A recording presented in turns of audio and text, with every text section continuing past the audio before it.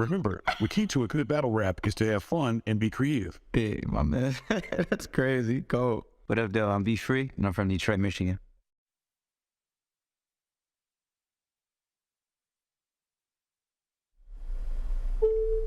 Hello, computer. Hello. Do you want to start or should I? I'll go first.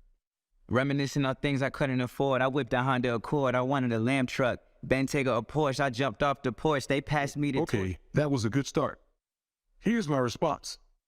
You talk about money and fame, but that's not what makes you great. Your rhymes are weak, your flow is fake, and your words don't resonate. You need to dig deeper, find your true voice, and speak from the heart. Don't chase after material things. That's not where your work starts. This is Hodge Fleming, brand technologist in Detroit, Michigan.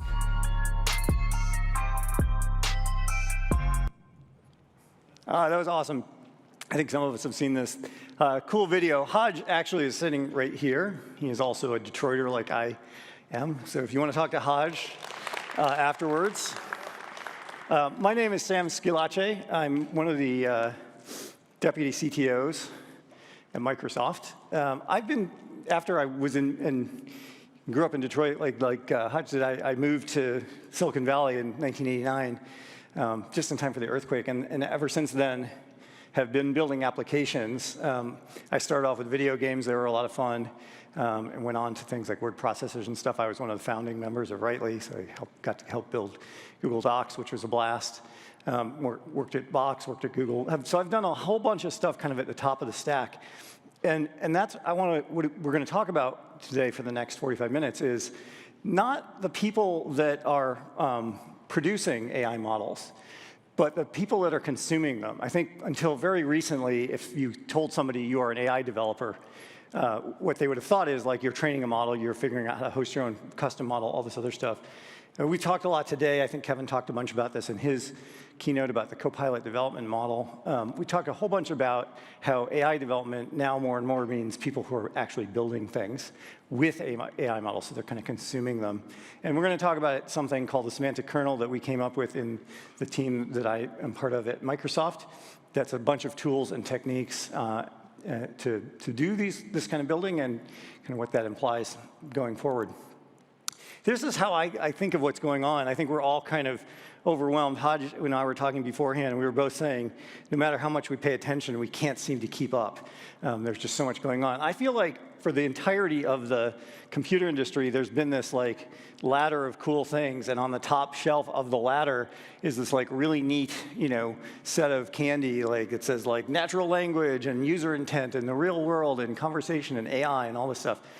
And like, we couldn't get there. And then, this last several months, 6 months, GPT-4 has shown up, ChatGPT has shown up, all these different models are starting to show up, and we have a ladder, and we can actually get to it.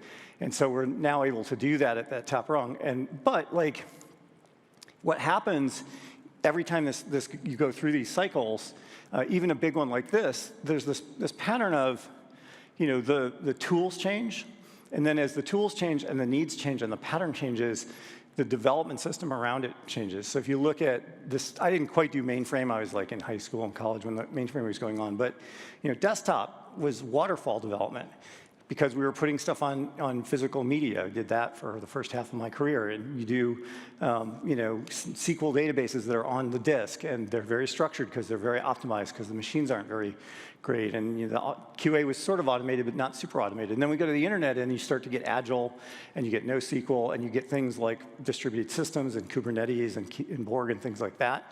And that sort of changed how we think about and develop software, and how we think about telemetry, and how we think about how you go monitor things and deploy things and all that. And then that kind of continued on into cloud, where you got to things like CI/CD and Lambda and no server and all this other stuff.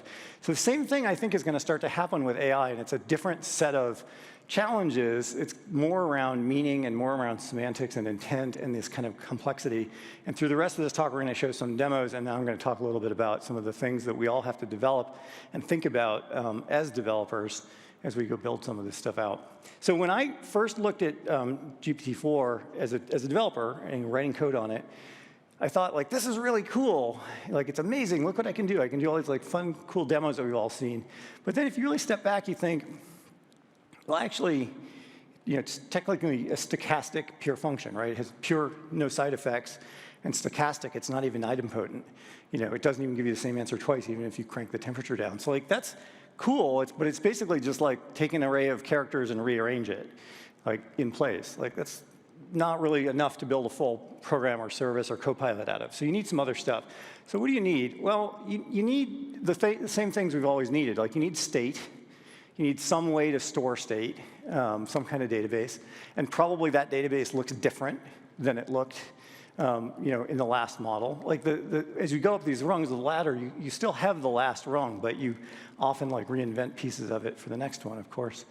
So flow as well, like, you need to build some kind of program. You need to have some way to, like, call pieces that are functions or commands or whatever, and kind of have flow and control go around. And flow looks to be very interesting in the world of LLMs, which we'll talk about in a second. And then you have, side effects. You want to call out to the real world. It's not enough to just say, like, hey, ChatGPT, like, write me a sea shanty about the 7 musical modes. That's neat. I want to be able to ask questions. Like, Satya at one point asked me, I want an assistant that will tell me all of my salespeople that are working on, this kind of company that's not in the Salesforce schema. So you need to be able to ask these questions where you chunk through a database and go run classifiers on it. So those are the 3 pieces that you need, really kind of fundamentally need. State, I think we're all starting to figure out that vector databases are the way. And so in the kernel, like, we fundamentally make use of vector databases. Which vector database? It's up to you. We've used Quadrant, we've used Pinecone. Anything can show up. I think this is, for me, like, echoes what happened with the internet. When the NoSQL started to show up, you had different things like Cassandra and Hadoop and, like, all these different kinds of approaches to this sort of fundamental distributed database pattern. And we, struggled with understanding, like, how does failover and replication work, and everybody learned what the CAP theorem was and all this other stuff. We're probably going to go through the same process again with vector databases and learning and understanding embeddings, how you do recall, how you do ranking, how you pull the context together when you're building some kind of prompt for an inference. But that's kind of piece number 1. Piece number 2, flow, this is the first half of this, is, what model will we use? Well, let's start with Unix, right? Because Unix is very familiar. So you have commands, you have pipes and parameters. You can pipe things through. In this case, again, openness is usually the keyword here. So it's whatever language you want to build. We started with C# and Python as our first languages. But TypeScript and Java are on the way. But the other thing that a command can be, of course, is a prompt to an LLM or a different model. So, like a generative AI image model. So prompts, prompt templates, you pass parameters into them, the parameters get expanded, the prompt gets run, the result comes back out and continues on. Lots of different stuff you can do. And one of the things we figured out early on is because things like GPT-4 and then beyond are so capable, you can actually use them as planners. They can be part of the control flow. There's sort of this weird reentrant part of the system where in the flow, the model itself might decide, okay, I'm going to go, here's some intent that came in from the user. I'm going to embed that, go look up in my database that has descriptions of all the commands I have access to, get a match with something like cosine similarity or something else, pull out a set of things that might be applicable, go run a planner prompt to figure out how to put them together, generate a command pipeline, and then just run it, just as part of building something like a copilot. So there's some really interesting new patterns that are just really nascent in terms of how you develop and think about developing. I see people struggling to balance code and LLM all the time, and I think that's one of the main things we're going to start thinking about and talking about as developers for a while, is when and how do you do programming in code, and when and how do you do it with the planner itself. So this is one piece of flow that I think is really interesting. Connectors and plugins, of course, really interesting. We're starting to build a whole bunch of these. Microsoft is going to, you've been hearing this all day, I'm sure. I'll say it again. We're going to turn ourselves into a giant AI platform. We're putting connectors everywhere. And we've actually built a whole bunch of these already in the Power Platform, and we're going to build a whole bunch after that. So of course, with connectors, it doesn't make sense to say, thou shalt do this one way with one language. we all have legacy code bases. We are all developing things all over the place that can't really be moved or changed in significant ways. So whatever language you need to build a connector to the legacy or to the real world is what you need. And so that, again, has to be very open and agnostic. So these are the building blocks. This is, I think there's kind of two pieces of this. So building blocks and then the system that goes around them. So again, I think of this as Kevin said this thing this morning where, he said, it was this thing about Ada Lovelace, and until very recently, you had to specify things as a programmer or hopes that some programmer understood your problem very precisely. And I think that I would call that the syntactic world, or the schematic world, or the algorithmic world. And we're moving to this world of semantics where it's meaning and intent, and the models are very open-ended. And so we think vector databases are a good way to approach that. I think in terms of flow, it's cool to do party tricks with GPT-4. But what we actually want to do is things that are longer running and more robust, and more than one prompt, and can read large documents or scan through databases or things like that. So lots of different ways to build there. And then again, side effects, interesting side effects. Like I said, there's about 1,400 connectors that we've built so far. So getting out into the real world is really the thing that we need. These are the tools. These are the building blocks. I think we're going to start talking. We're going to do some demos now.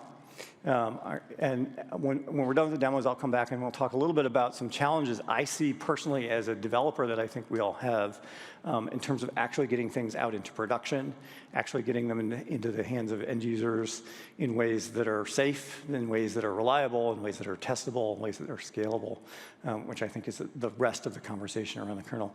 But in the meantime, I'm going to ask my colleague, John Maida, to come up on stage and do some demos. Thank you, Sam. Right, so I am new to Microsoft, a half-year-old. I was CTO of a physical security company, and I got a call from Sam. You want to work on this OpenAI stuff I hear you're playing with? You have a problem, right? Problem where you can't give this to everybody yet. This was last year. I said, yeah, I know how to do it. Come on and join the team. So it's been a delight to get to work on Semantic Kernel. You may know me from the Sam and John show on LinkedIn, where we've been talking about Semantic Kernel for the last 2 months after it went open source. And I've been channeling that moment where Sam gave me that challenge of Blake, who was me last year. And I was from the AI era. Everyone remember Lisp machine people? Thank you, Lisp machine people. Where we had that AI nuclear winter, where we stopped getting funding in AI. I remember that era vividly.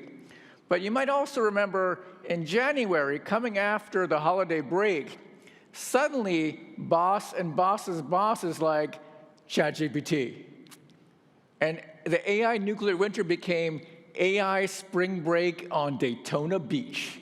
And things kept changing. And we were doing stuff like, yeah, boss, this kind of thing, we can use it. I think this is the time.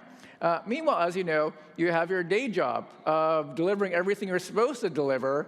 And so you're spending nights and weekends catching up, playing in these cool playgrounds, but wondering, how do I really ship this stuff? And meanwhile, every week, something new is coming out. Boss calls you up, GPT-4 came out. And every new acronym is coming out. And you're like, pressure, what do we do?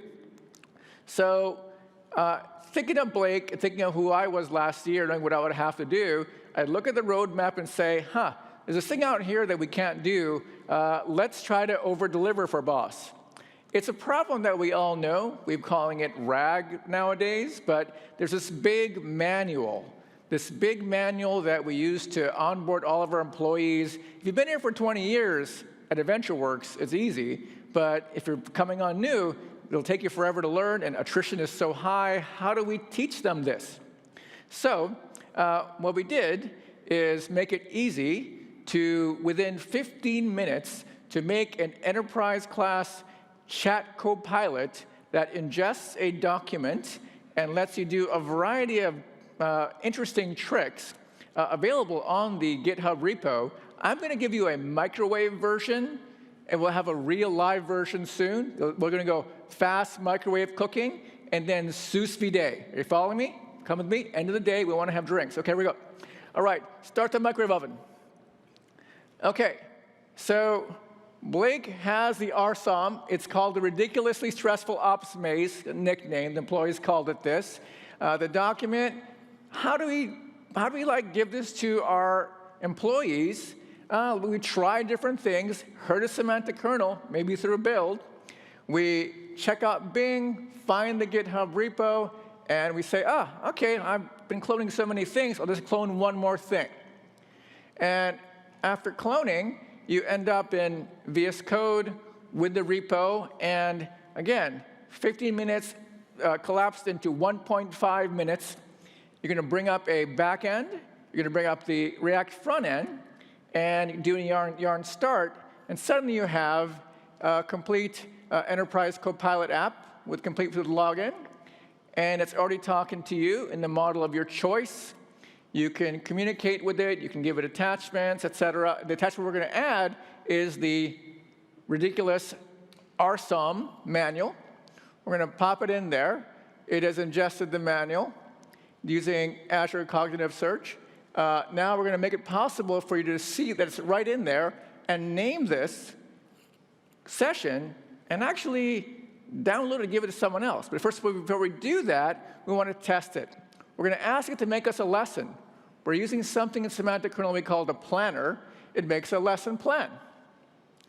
And the steps pop out and ask, do you want to start this session, this quiz?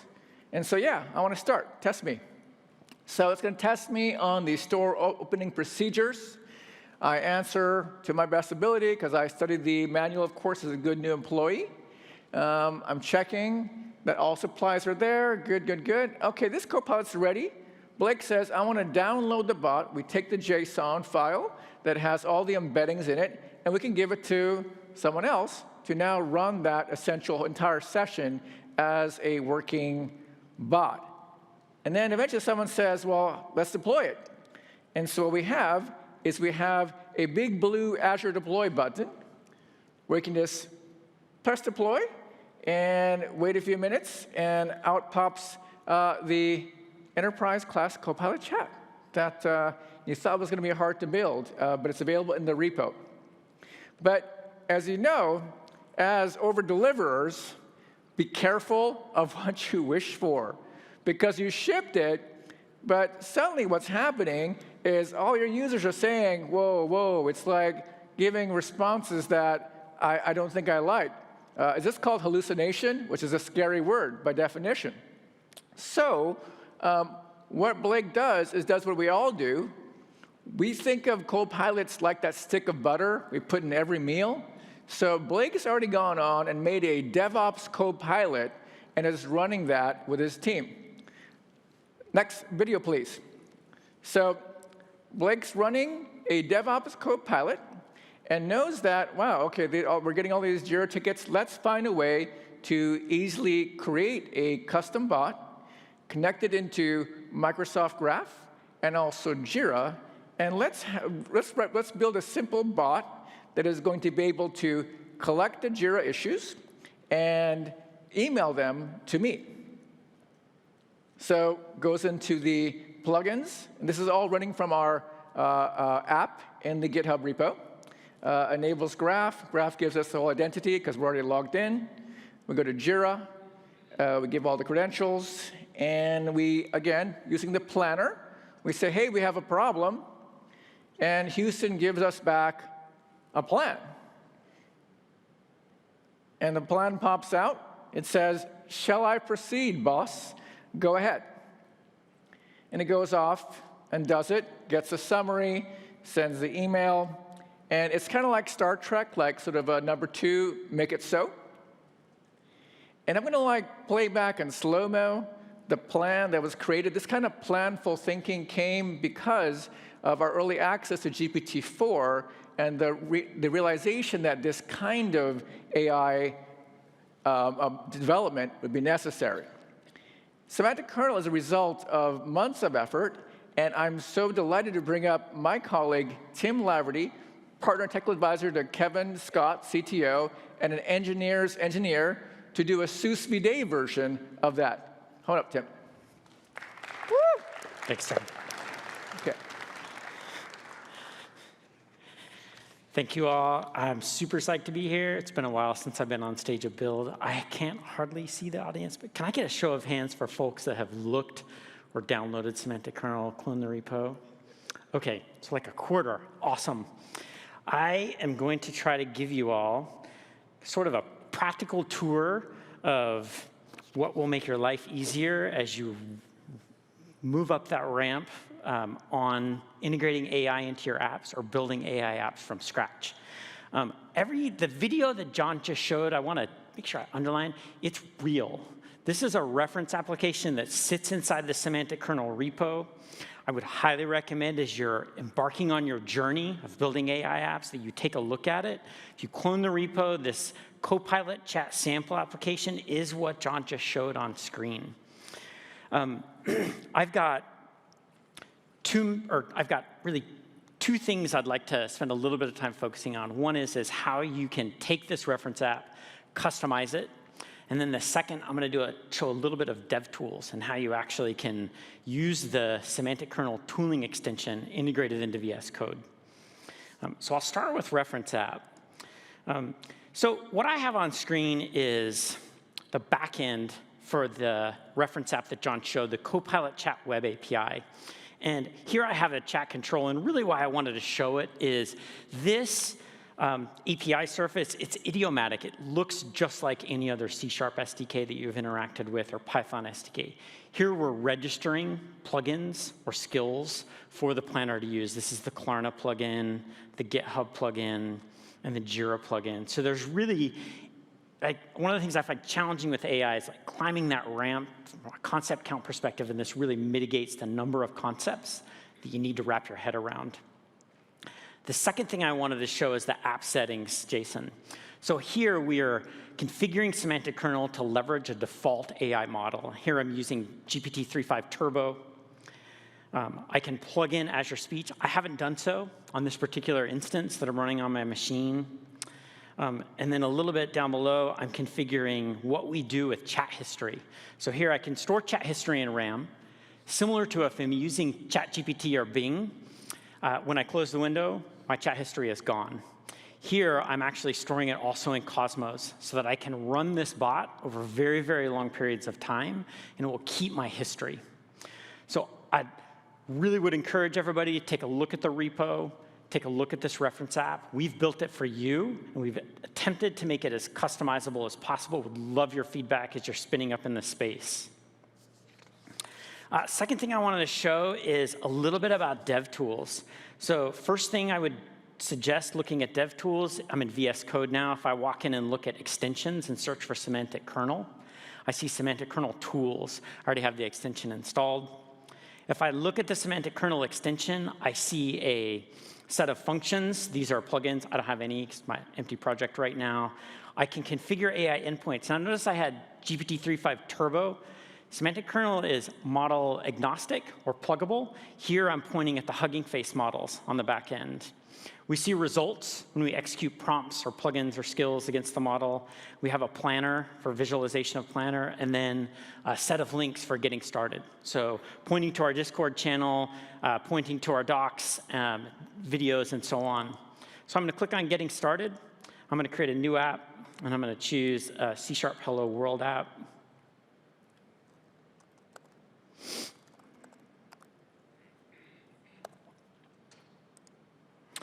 Now, I'm going to open this console app up, and what you're going to see is that the console app is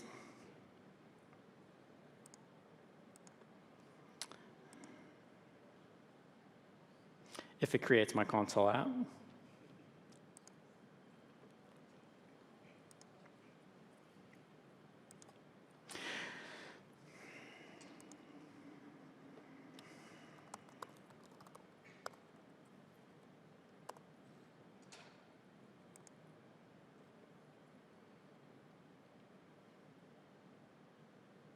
Okay, what you're going to see is it created a very simple console app for me. So our whole purpose here is to provide somebody a very quick view and an on-ramp into using Semantic Kernel. All we do is new a kernel up, We're configuring it with a set of plugins and some input, and then we're executing that plugin immediately.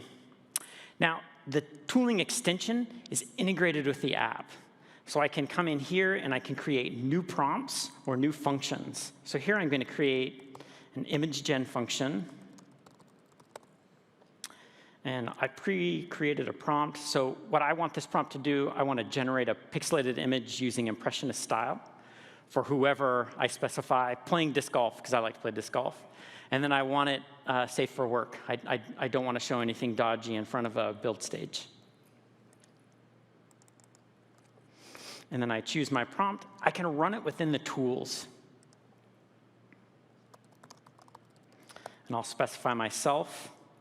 Again, this is running against Hugging Face models on the back end. And what we'll see is, hopefully, is it'll generate an image using the prompt that I specified. And then I can preview it inside of the tools. And I see my pixelated image, which is great. Now, note, as I was saying previously, inside of Semantic Kernel, this is mirroring into my project. So this tooling extension is allowing me to create skills inside of my project here, and then comparing results of each run of those prompts. OK, I showed the Copilot chat app, the reference app. It's customizable. It's on our repo. It's open source.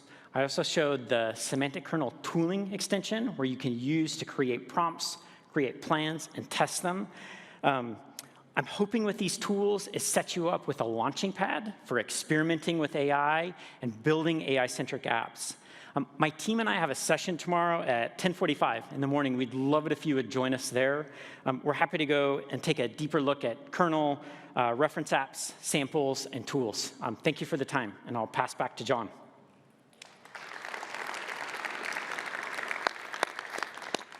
Thank you, Tim. And can I get another round of applause for a live demo moment? It's like a Broadway play. End of day. All right, Tim. OK, so again, this is like not the AI winter. It is AI spring break Daytona Beach. And every day, something new happens. Like you see some new thing. And so like, I used to wake up in the morning, and I have a really bad short-term memory, so I like write things on my hands. And I found that I had too much stuff on my hands of new stuff. What is it? MPT-7B, Red Pajama, Insight 3B. It's like a COVID H1N1, whatever. It's like all these new things are landing every day because the models keep showing up. And we have to remember that in the beginning, it was only models. And I had a tiny machine learning team that would make a model. It would take 7 months, and it would have a 72.3% accuracy. And I had a hard time convincing people it was important. But now what's happened is that the foundation models are so good because of that hard work. It was like a decade, right, of work to kind of get us to this point. And so this new kind of AI app dev that Sam described in his opener is now able to do all this stuff without all that complex statistical knowledge. And when you think about it, this new kind of developer is very courageous because they have their day job in conventional code, and they're learning this new stuff in this entirely new language, literally. Even though we say it's English, but the components are so still quite foreign and alien. And oftentimes it doesn't do the right thing, which is the whole reason why it exists, which is sort of counterintuitive. So for this kind of developer, though, the app dev always knows that the user matters. And so on top of that, they're shipping it to real people, and real people have feelings, right? And so this type of app dev is being challenged in a whole new way on both frontiers. So when you think about the building blocks that Sam laid out, state, memories, side effects, plugins, and then, of course, the foundation models, the key piece that we've been talking about underneath it all has been to deliver the flow part, the things that connect everything else, like my colleague Timbo talks about. Now, this is sort of obvious only in hindsight, and this we expect to keep on changing over time, but we want to remember that this is not going to change as much as the foundation models will be changing over time. Now, here's the thing. It is now, when I was a kid, I used to shop at a place called Sears. Ever know Sears? It used to exist. And there was this thing called Garanimals, where you can mix and match different types of animal clothing kind of thing. So we're in an era where you can mix and match any kind of part in this architecture. You can bring your own state, bring your own side effects, bring your own UX, bring your own orchestration. It is that kind of world today, and to Sam's point, it's going to keep on changing, so it's good to experiment, but most importantly, to experiment in the open, collaboratively, cooperatively.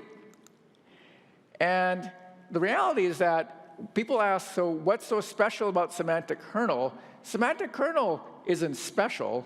It's the entire family of solutions that plug into Semantic Kernel that all these entire teams that you've heard Satya and Kevin talk about have been laboring to create, that all come into one single puzzle that fits together. At the same time, though, it's open, open, open. If you want to add your own state, side effects, UX models, that's actually encouraged, which is quite cool. And if you want to keep up with the latest on the extensibility that we're shipping with Semantic Kernel, there's a great post on State Quadrant, open source vector database, on Hugging Face, another bring your own model example, and also Jira, a fantastic connector plugin. Okay. Now, the last point I want to make before I hand off back to our leader, Sam, is that this is being given to people. And I was just at the AI UX session downstairs, which was standing room only, where the problem isn't just a technology problem, it's a social engineering problem, a design problem. And this is Linz Danzico, the leader of Bing Design, talking about how this new collaborative kind of UX is emerging. The collaborative UX is not like minimalism or skeuomorphism. It's about a way where I, the human, am the pilot, the AI is the co-pilot, we're collaborating. That's a new kind of UX pattern that's being developed. And so I encourage everyone here to review the session that just ran today, led by Rachel and Curtis, where this kind of collaborative UX is just emerging. It's a piece of the stack, as you saw in Kevin's talk. OK, let me hand off to Sam to close us off. Cool. Thank you, John. Right. Awesome. So cool stuff. I love demos. I never give demos because I would get flustered. Tim did a great job, and John had some awesome stuff. I'm going to talk for a few minutes. This is kind of my favorite part about talking about this is, I think, like I was saying at the beginning, like we're kind of all gobsmacked by what's going on right now. All of a sudden, these incredible, interesting, different tools are showing up, and we're all, as developers, trying to figure out what to do about it. And I want to talk for about 5 or 10 minutes about just like what I think is really going on in a larger sense, and how we should think about as developers about all this stuff. This is one thing I learned. So, at one point I was writing this experiment called the Textbook Factory, and so it was like a bunch of semantic kernel prompts, not very many of them, like 5 of them, and some code, some Python code, maybe 200 lines total. And it's a little factory that you give it a sentence, like 8th grade English in the voice of Samuel Jackson with a typical learning style or whatever, and it would generate a full year textbook. It's like 600 inference calls, but it generates the whole thing. It generates the table of contents and all the lessons, the whole curriculum, all the questions, the answers, the teacher's guide, everything. When I was writing it, like, it was really cool, but when I was writing it, there was one step that was like not quite generating XML correctly, and I was, oh my God, I'm gonna go dig up beautiful soup and figure out how to parse this funky XML, whatever. And I sort of like spent 2 minutes on this, and I smacked myself in the head, and I was like, that's stupid. Like, let me just like hand this funky XML back to the model and have the model clean it up, and then I can just do like a string split or something. And so like, it's a good example of this thing that I have on the screen right now, this like I said, we kind of are coming from the world of syntax and process and procedure and algorithm that's very precise and very powerful in some ways, but it's rigid and kind of brittle in other ways. And we have this other world now that's the semantic. It's meaning and intent and natural language. It's really powerful, but as we all know, it's kind of fuzzy and unpredictable. I was joking at one point that like GPT-4 is like having a magic horse as a friend that can do anything, but like it's still a magic horse. It's still a horse, right? It's like not quite predictable. And so like, I think the real magic to writing code in this era is the fusion of the two of them. John calls this like the cybernetic head or something, but like both halves of this diagram do their job really well and the other job really badly. And so as a developer, you have to really start to think about like, where do I put various parts of this flow that's going to go in and out of an LLM or a different kind of AI model? Where do I need to have code? Where do I need to have rigidity? Or where do I want there to have, like, where do I want to have openness because I can take user input? I think it's a really interesting question that we're just beginning to dig into, and I think it's going to have impact everywhere. Like I said at the beginning, I wanted to talk about different kinds of tooling and engineering approaches, and I think that fundamental dynamic is really going to start to show up. So as we play with this stuff, almost every bubble that's up here, you have to like rethink it in the world of this semantic LLM-based, AI-based world. Like, how does the build QA release cycle work? Like, what do you do for regression testing with something that's stochastic and semantic, right? So you can't, if you have some inference and you have some model and you want to know that, your changes that you've made in this automated build and test pipeline are okay, well, the output of the model is going to be random even if you crank the temperature all the way down. And so you can't do string compares. You've got to do another inference, another classification on the output just to do regression testing. How do you have confidence in that? It's like turtles all the way down. So you have to like really think carefully about what you're doing for things like regression testing. Scheduling is related. I think about this as, we've got all this proliferation of models out there. Some are cheaper, some are more expensive, some are fast, some are slow, different kinds of embeddings, things like that. Like, you want to figure out, I've got a novel inference, and I might have something I'm optimizing for. I'm either optimizing for cost or latency or privacy or something else. So I want to schedule that to a model somewhere. Maybe it's local, maybe it's in the cloud. So I need to do something predictive. I need to know whether or not it'll run well at some fairly hard to define quality level on some novel model. That's an interesting problem in the developer tool chain we haven't really thought about much. Embeddings are another one. When you're dealing with these vector databases, you have to embed things to store them. Well, there's lots of different ways to do embeddings, and when the embeddings change, you have to re-index the database. So there's a bunch of choices around that. Sometimes those embedding changes might not be voluntary. You might be working with somebody else's embeddings and they get upgraded and you have to deal with that on a live service. So there's probably a whole regime of managing that. RAI, of course, so I assume everybody in the room is a responsible user of AI. We all want to be responsible and safe, and we will give things to our users, but we don't know if our users are being responsible or if what we build is actually as safe as we think it is without some kind of testing regime and some design regime. So that's another piece of the puzzle. Performance tuning, again, related to scheduling, like how do you know are 3 small prompts or 1 large prompt faster or better in various ways? There's a lot of stuff we've noticed.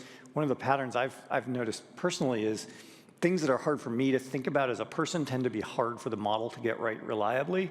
And so you tend to break things apart. Like, that's a reliable way to do things. And one of the programs I was doing, we were trying to get it to just answer a question, and it really wanted to reason out loud. So instead of this number, I would get a block of text, which is like not useful when I'm trying to do something.